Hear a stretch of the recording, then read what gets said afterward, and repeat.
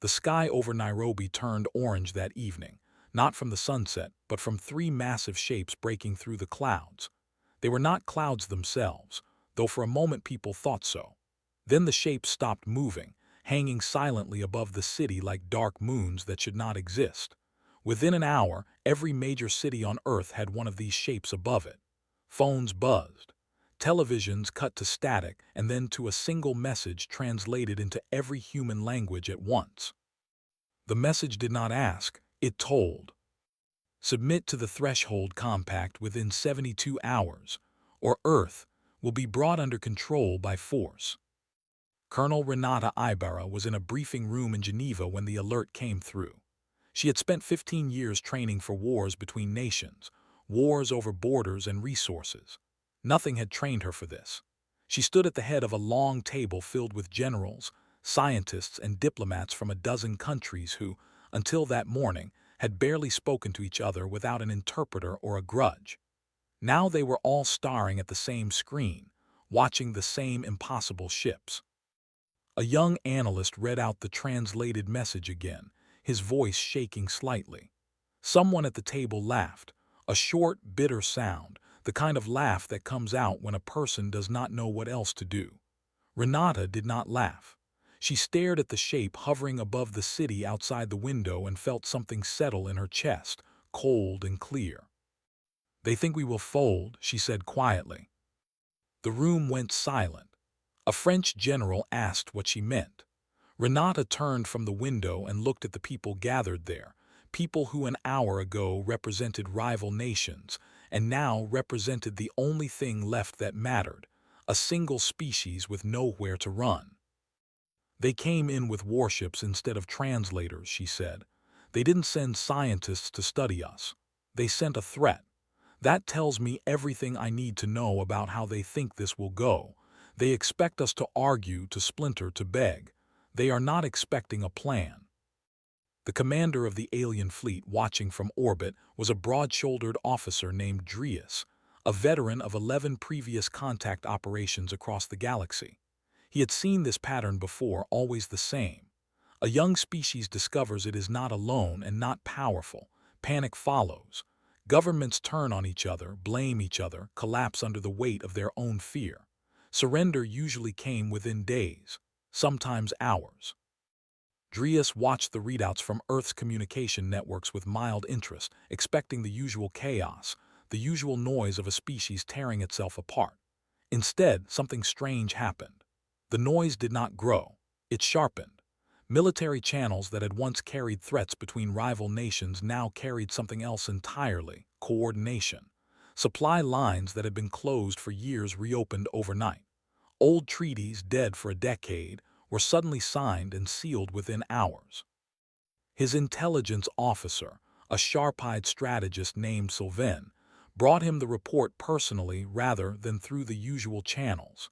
She did not trust what she was reading enough to send it as routine data. "They are not panicking," she said. "They are organizing." Drius studied the numbers without much concern. "Even organized," he said, "they are centuries behind us in every measurable category. Let them organize. It will make the surrender cleaner." Sylvain did not look convinced, but she said nothing further. She had learned long ago not to argue with a commander who had conquered 11 worlds without losing a single major engagement. Still, something about the pattern bothered her. Most species begged for more time when the ultimatum arrived. Earth's leaders had not asked for mercy or delay. Colonel Ibarra's message back to the fleet was short, almost insultingly simple. "We acknowledge your message. We will respond within the time given." No pleading, no questions about terms, just an acknowledgement delivered like a formality rather than a negotiation. Drius found it almost amusing. He ordered his fleet to hold position and observe, expecting the usual signs of collapse to show themselves before the deadline arrived. What his sensors picked up instead, over the following hours, was very different. Factories that had produced cars and appliances the day before were now running triple shifts, converting their lines toward something else entirely. Commercial shipyards that built oil tankers were reconfigured almost overnight into something that resembled military production. Civilian satellites, long thought to be simple communication relays, began repositioning in patterns that looked less like broadcasting and more like targeting. Sylvain brought this data to Drius as well, more insistent this time. "They are not preparing a surrender," she said. "They are preparing a defense." Drius finally looked up from his other reports, mildly irritated by her persistence, yet also curious despite himself. He had crushed rebellions before. He had seen desperate last stands from proud but doomed civilizations. This still did not concern him deeply. A species without interstellar weapons, without shields, without any real experience fighting an enemy from beyond their own atmosphere, could organize all they wanted. Numbers and desperation could not overcome a technological gap this wide. "Let them build their little defenses," he said. "It will make for a more interesting story when this is finished." He turned back to his console, unaware that far below him, in bunkers and factories and control rooms across a newly united world, humanity was not preparing a story of defeat. They were preparing the opening move of a war the empires above them did not yet understand they had already started. The 72 hours ticked steadily toward zero. Sylvain had spent 6 years studying humanity before the fleet ever arrived above Earth's cities. Most of what she gathered came from leaked broadcasts, old radio signals, and fragments of television dramas picked up by long-range sensors decades earlier. From this, the Compact's analysts had built a profile of the species, and that profile painted humans as loud, disorganized, and obsessed with fighting each other over land, money, and belief. It was a common pattern among young species, and the Compact had learned to exploit exactly this kind of division in every first contact operation before. Weak leadership, weak coordination, quick collapse. Sylvain's reports, written months before the fleet's arrival, predicted total submission within a single week. She was beginning to suspect her own reports were wrong. When the 72 hours ended, Drius ordered the first move, a calculated show of force rather than a full invasion. It was standard procedure: drop a controlled bombardment on an unpopulated stretch of desert or ocean, prove the Compact's power without excessive bloodshed, and let fear do the rest of the work. 11 previous species had folded after exactly this kind of demonstration. Drius expected number 12 to follow the same path. 40 bombardment craft descended toward a remote stretch of desert outside a coastal city, their descent slow and almost theatrical, designed to be seen and feared. What greeted them instead was a wall of fire rising up from the ground, dozens of missile batteries firing in coordinated bursts from positions that Compact scans had somehow failed to detect. Anti-orbital cannons, built from decades-old satellite defense blueprints and quietly modernized in secret over the past 10 years, tore through the formation. 18 of the 40 craft were destroyed before they ever reached firing range. The rest scattered, their pilots stunned by resistance they had never encountered in any previous first contact scenario. Aboard the flagship, Drius stared at the reports without speaking for a long moment. Sylvain stood beside him, equally silent, watching the numbers with something close to disbelief. "This was supposed to be a demonstration," Drius finally said, "not a battle." "It seems they misunderstood the assignment," Sylvain replied quietly, though there was no humor in her voice. She pulled up older data, comparing what she was seeing now to the passive broadcasts that had shaped their original profile of Earth. The people in those decades-old broadcasts fought each other over borders and resources with primitive weapons, yes, but beneath that chaos, something else had clearly been happening. Space programs officially listed as civilian research had, for years, quietly developed defense technology under the radar of ordinary public knowledge. Weapons meant for a threat their leaders had, apparently, always suspected might come from beyond their own sky. "They were preparing for us before we ever arrived," Sylvain said slowly, almost to herself. Drius did not like the implication. He ordered an immediate escalation, moving from a limited demonstration to a full military engagement, determined to remind Earth exactly how outmatched they truly were. 12 capital ships began repositioning above 3 major continents, preparing coordinated strikes meant to cripple Earth's largest cities within hours. Far below, in the command bunker beneath Geneva, Colonel Renata Ibarra watched the same escalation unfold on her own monitors, relayed through a network of recovered sensor, arrays that human engineers had scavenged from the wreck of a scout ship shot down weeks earlier, long before the fleet's arrival, during what officials had quietly and falsely labeled a meteor event. That wreck had given human scientists their first real look at alien technology, and in the following weeks, teams working around the clock had reverse-engineered enough of it to build countermeasures no one outside a small circle of officials knew existed. "They are escalating," an officer reported, his voice tense. "Then we escalate faster," Renata answered. She gave the order that had been prepared and rehearsed for this exact moment. A full activation of the newly formed Global Defense Initiative, a coalition effort blending the old industrial might of dozens of nations with technology adapted from that single captured wreck. Factories that had spent the last 72 hours converting to war production now shifted into full output. Modified fighter craft, built using a mix of Earth engineering and stolen alien design principles, launched from hidden airfields across 6 continents. Railgun batteries, positioned along coastlines and mountain ranges over the past several years under the guise of coastal defense projects, powered up for the first time in a real engagement. Above the clouds, Drius's fleet moved to strike, expecting the same overwhelming advantage that had crushed 11 worlds before this one. Instead, as the capital ships began their bombardment runs, human fighters rose to meet them in numbers the compact's sensors had not predicted, flying with a reckless, coordinated aggression that violated every principle of orderly warfare the compact had ever observed among other species. Sylvain watched the opening minutes of the engagement with a growing, uncomfortable realization.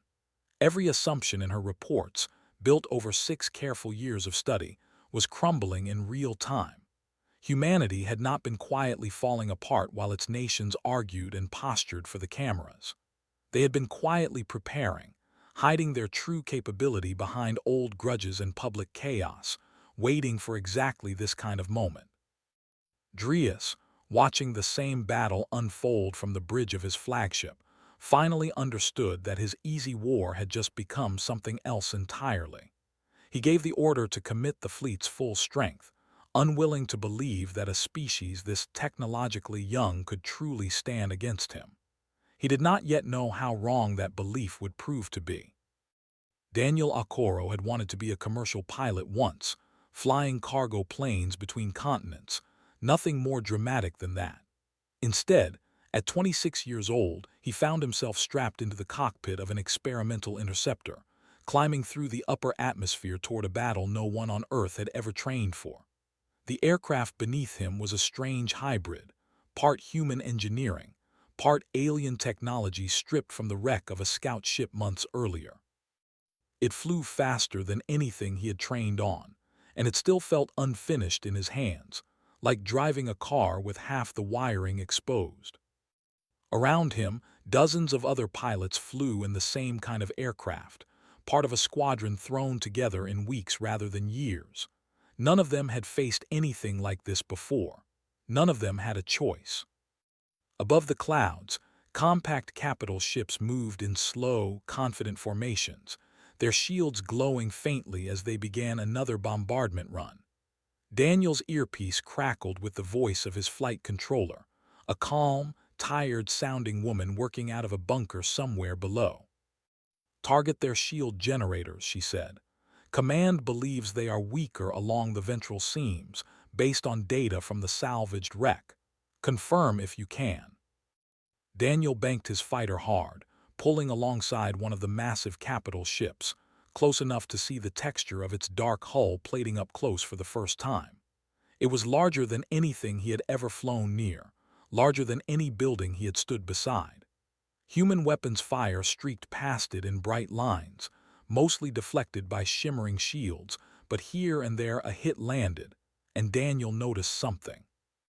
Along the underside of the ship, near a cluster of thick cables, the shield shimmer flickered slightly weaker than everywhere else. There, he said into his radio, "Ventral seam aft section, it's thinner there." Confirmed, his controller answered. "Railgun batteries are repositioning to target that section. We need eyes on it a little longer." "Staying," Daniel said, gritting his teeth as return fire from the capital ship's point defense turrets began tracking his position. Staying close to something this size, in a fight this unequal, felt like standing next to a burning building and refusing to step back. He held his position anyway, feeding targeting data down to the railgun crews positioned on the coastline below. Crews who had trained for exactly this kind of coordination during the frantic 72 hours before the first shots were fired. A modified drone, originally designed for reconnaissance, floated near his wing, repurposed at the last moment for something far more direct. Daniel had volunteered for this part of the plan without much hesitation, mostly because there had not been time to think too hard about it. The drone carried a small but powerful payload, built from human explosives paired with a targeting system reverse-engineered from alien scanning technology. It needed a precise, close-range strike to be effective, closer than any remote pilot could safely manage under fire. He guided the drone and himself, flying dangerously close to the capital ship's weakened shield section, weaving between defensive fire that grew heavier by the second. His hands were steady even as sweat ran down the side of his face. At the last possible moment, he released control of the drone, sending it forward on a locked trajectory directly into the weak point along the ship's hull. The explosion was smaller than he expected, a quick, sharp flash rather than the massive fireball he had pictured. But it was enough.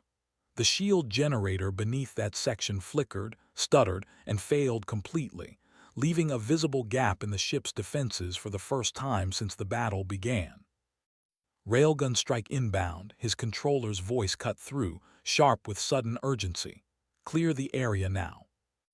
Daniel pulled his fighter away hard, G-forces pressing him back into his seat as he broke off from the capital ship's hull. Seconds later, a coordinated railgun barrage from the coastline tore through the exposed gap in the shields, striking directly into the ship's internal structure. The massive vessel shuddered visibly, its engines flaring erratically before losing altitude, smoke and debris trailing from the wound in its side as it began a slow, uncontrolled descent toward the ocean below. Across the wider battle, similar scenes were unfolding. Human pilots, flying aircraft barely out of testing, used tactics no compact battle computer had ever cataloged: sacrifice runs, decoy formations, close-range strikes that traded caution for precision.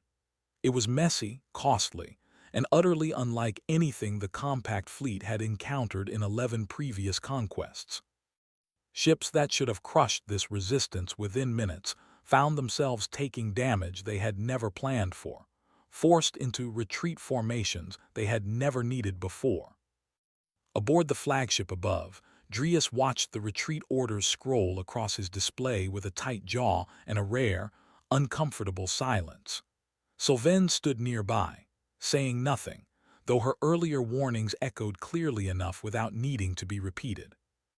Far below, Daniel Akoro brought his damaged fighter down toward a makeshift airstrip, hands shaking now that the adrenaline was beginning to fade. He had not won the war. He knew that much.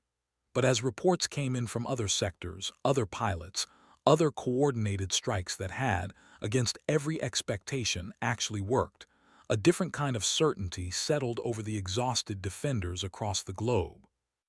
They had not broken, not today, and somewhere above the clouds, an empire that had never once doubted its own superiority was, for the first time in a long while, forced to retreat. 3 weeks after the first battle, The city of Lagos still smelled faintly of smoke in certain districts, even though the fires had long been put out.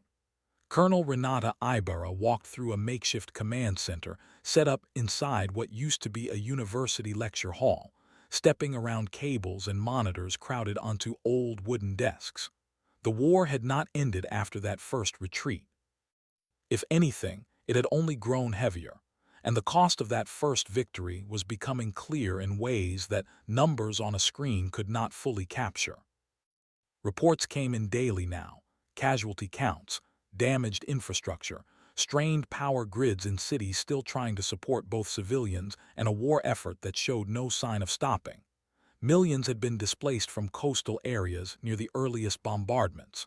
Hospitals in a dozen countries were running past capacity. The council she led had grown from a handful of nervous officials into a genuine coalition, but that coalition was tired, and tired people made desperate choices.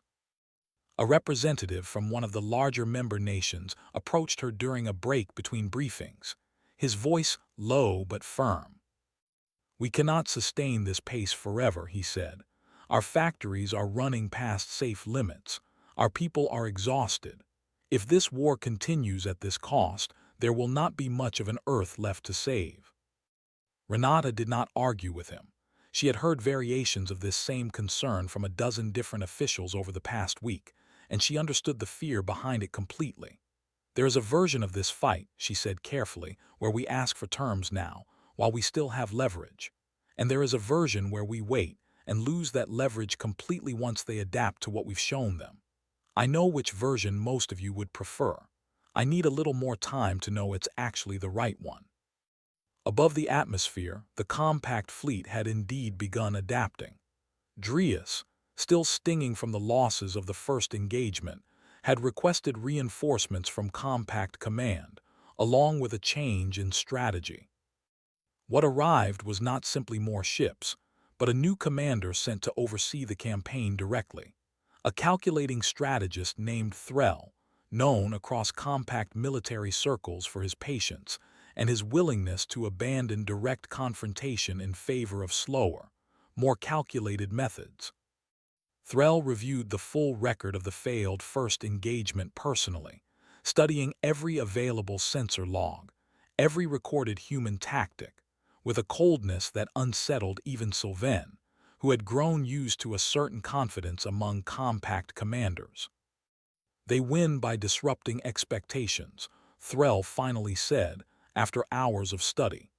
"Direct confrontation gives them exactly the kind of chaos where their unpredictability becomes an advantage. We will not give them that chance again."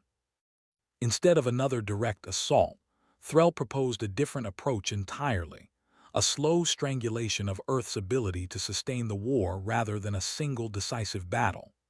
Orbital strikes would shift towards shipyards, supply depots, and industrial centers rather than population zones, aiming to cripple humanity's capacity to keep building and adapting rather than trying to force a quick surrender through fear. Drius, though uneasy about handing over command to someone with less direct battlefield experience, recognized the logic in the plan.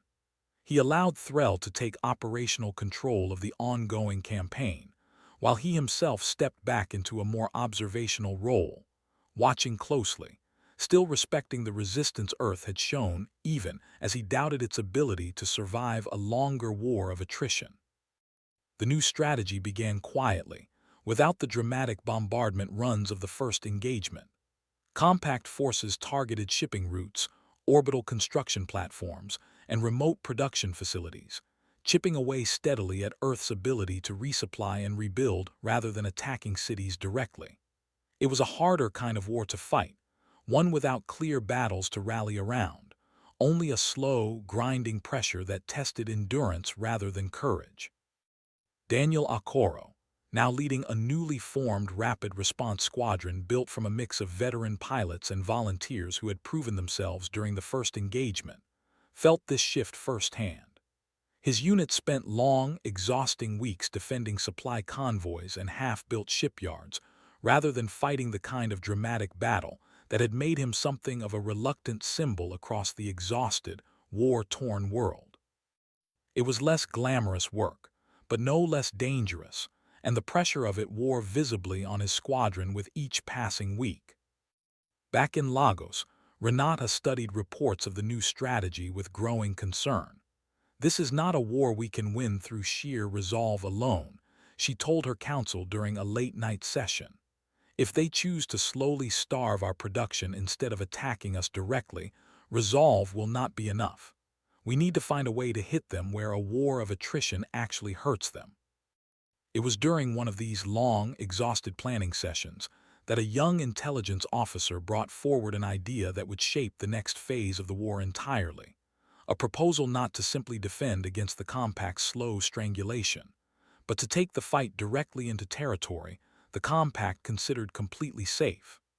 It was a bold, almost reckless plan, one that would require exactly the kind of unpredictability that had worked so well in the war's opening battle. Renata listened carefully, feeling that same cold clarity settle over her that she had felt on the very first night of contact.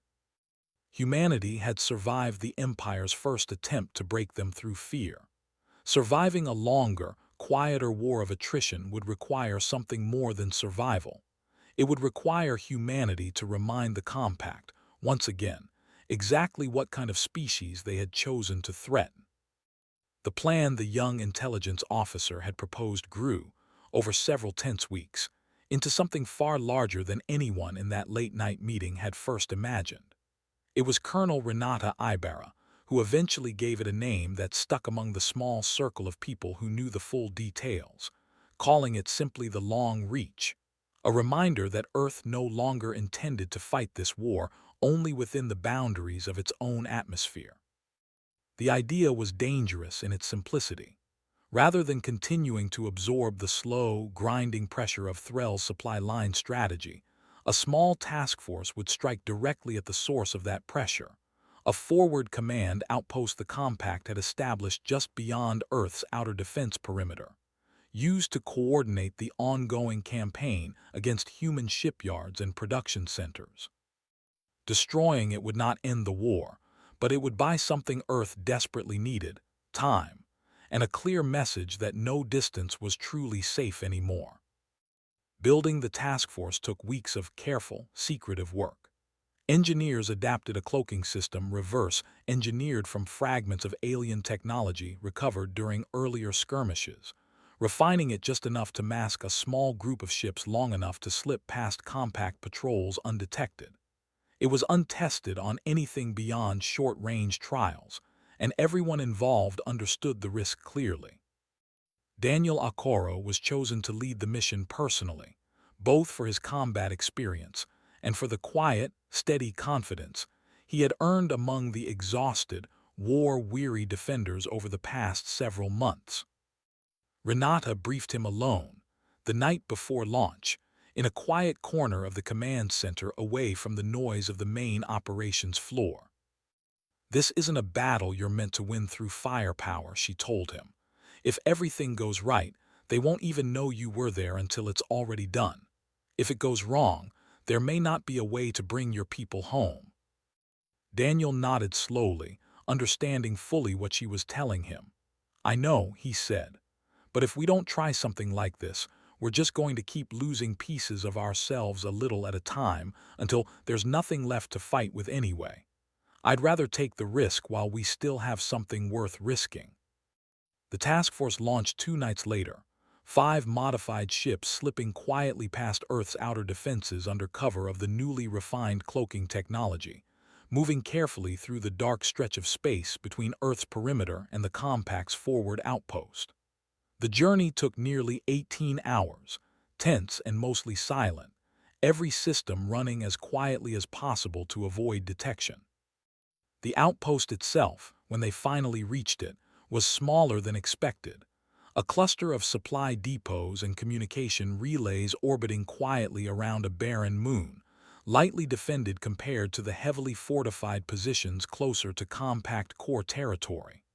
Threll, confident in the effectiveness of his slow strangulation strategy, had not anticipated the need for heavy security this far from any active battlefield. Daniel guided his small task force in close, relying on the cloaking field to mask their approach until the very last possible moment.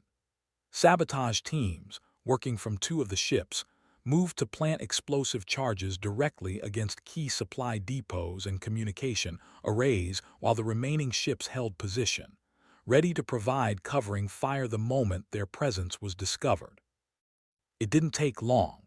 Alarms flared across the outpost as automated defense systems detected the sabotage teams mid-operation, but by then, the charges were already set. Daniel's voice, calm despite the mounting tension, gave the order to withdraw just as the first explosions tore through the depot's main storage facility, followed quickly by a cascading series of secondary blasts that ripped through the communication relays as well. The task force fought their way clear through a brief, chaotic skirmish with the outpost's lightly armed defense craft, losing one ship in the process, but successfully escaping back toward Earth's perimeter with the mission's objective completed.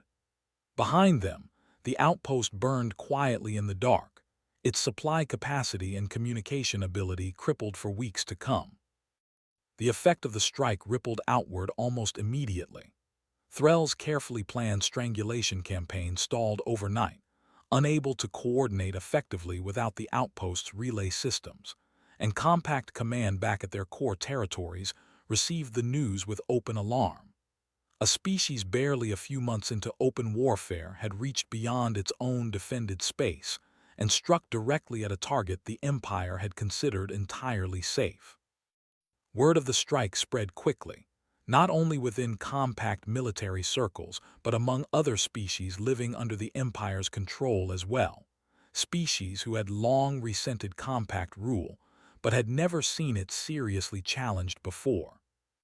Quiet, careful messages began reaching Earth's Council in the following weeks, cautious contact from dissident factions within occupied territories, groups who had watched humanity's resistance with growing interest and now wondered, for the first time in a long while, whether resistance against the Empire might actually be possible.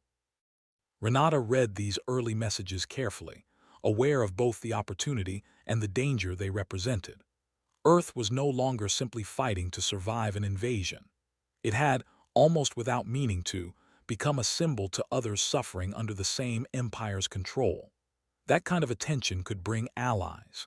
It could just as easily bring an even harder, more determined response from a compact leadership now facing embarrassment on two fronts at once. Above Earth, Threll received the news of the outpost's destruction with a cold, controlled fury that worried even his own subordinates.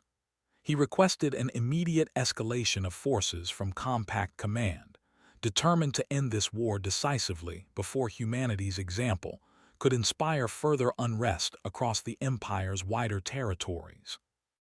Whatever caution had shaped his earlier strategy was gone now, replaced by something far more dangerous, a commander no longer willing to accept anything less than total, overwhelming victory. The reinforcements arrived above Earth 11 days after the destruction of the forward outpost, a fleet nearly 3 times the size of the one that had first delivered the ultimatum months earlier. Threll stood at the center of his flagship's bridge, watching the new arrivals fall into formation, with a grim satisfaction that did little to hide the anger still simmering beneath his controlled exterior. Whatever patience had defined his earlier strategy was gone completely now. He intended to end this war in a single, overwhelming assault, one that would erase any doubt among the wider empire about the cost of resisting compact rule. Drius watched the buildup with a growing unease he chose not to voice openly. He had spent months observing humanity's resistance, and in that time, something in him had shifted, a grudging respect he had not expected to feel toward a species he once dismissed as primitive. He requested a private audience with Threll before the assault began, hoping to argue for a negotiated resolution rather than another costly battle. "They have already proven they will not simply break," Drius said carefully. "Continuing this path only guarantees more losses on both sides. There is no dishonor in recognizing when a species has earned the right to negotiate rather than submit." Threll's response was cold and immediate. "There is no negotiation with something this dangerous left unchecked," he said. "Every day we hesitate, more of our own subject worlds hear about their little victories and start dreaming of their own. This ends now decisively, or it does not end at all." Drius said nothing further. He understood there would be no changing Threll's mind, and beneath his unease, some quiet part of him almost hoped Earth's defenders were ready for what was coming. Below, in the command center in Lagos, Colonel Renata Ibarra had received warning of the fleet's arrival hours in advance, thanks to an early detection network built from lessons learned during the previous months of fighting. She gathered her counsel quickly, aware that whatever was coming would likely be the largest, most decisive battle of the war so far. "This is what we've been preparing for," she told them, "not just fighting them off, ending this on terms we can live with." Daniel Okoro, now commanding a much larger rapid response fleet built from months of steady development and hard-earned combat experience, prepared his pilots for what everyone understood might be humanity's final major stand. His squadron had grown far beyond the small, desperate group that had first flown into battle months earlier, now numbering in the hundreds, supported by railgun installations, orbital defense platforms, and reinforced shield technology developed from months of careful reverse engineering. The battle began at dawn over the Atlantic, the sky lighting up with weapons fire visible even from the ground below, as Threll's massive fleet descended toward Earth's orbital defenses. It was, by every measure, the largest engagement of the war, human forces meeting the full weight of compact reinforcements in a battle that stretched across the planet's orbit and deep into its upper atmosphere. For the first hours, the battle remained brutally even, both sides trading heavy losses as human defenses, though far stronger than they had been at the war's start, struggled against the sheer scale of Threll's reinforced fleet. Daniel led his squadron through wave after wave of engagement, coordinating strikes against key targets identified through months of accumulated battlefield knowledge. But even his experienced pilots began to feel the weight of an enemy fleet that simply outnumbered them. It was in the battle's most desperate hour that unexpected signals began appearing on Earth's sensor networks, ships approaching from beyond the edge of the main engagement, unfamiliar in design, but broadcasting identification codes that matched the quiet, cautious contact Renata's council had been receiving from dissident factions within compact territory over the previous weeks. The Allied dissident forces, having watched humanity's resistance inspire quiet rebellion across their own occupied worlds, had finally decided the moment had come to act. Their arrival struck Threll's fleet from an unexpected angle, disrupting the careful formations his forces had maintained throughout the battle and forcing a sudden, chaotic redistribution of compact defenses. Daniel, recognizing the opportunity immediately, coordinated a renewed offensive alongside the newly arrived allies, pushing hard against Threll's flagship itself, the clear center of the enemy fleet's command structure. Renata, watching the battle's sudden shift from the command center below, gave the order for a full coordinated strike, combining every available human resource with the timely support of their new, unexpected allies. Railgun batteries, orbital platforms, and the combined fighter squadrons of both human and dissident forces converged on Threll's position with a coordinated intensity that finally broke the momentum of his assault. Threll's flagship, battered and increasingly isolated as his supporting fleet scattered under the combined pressure, was finally forced into retreat, its commander unwilling to accept defeat but unable to deny the reality of a battle rapidly turning against him.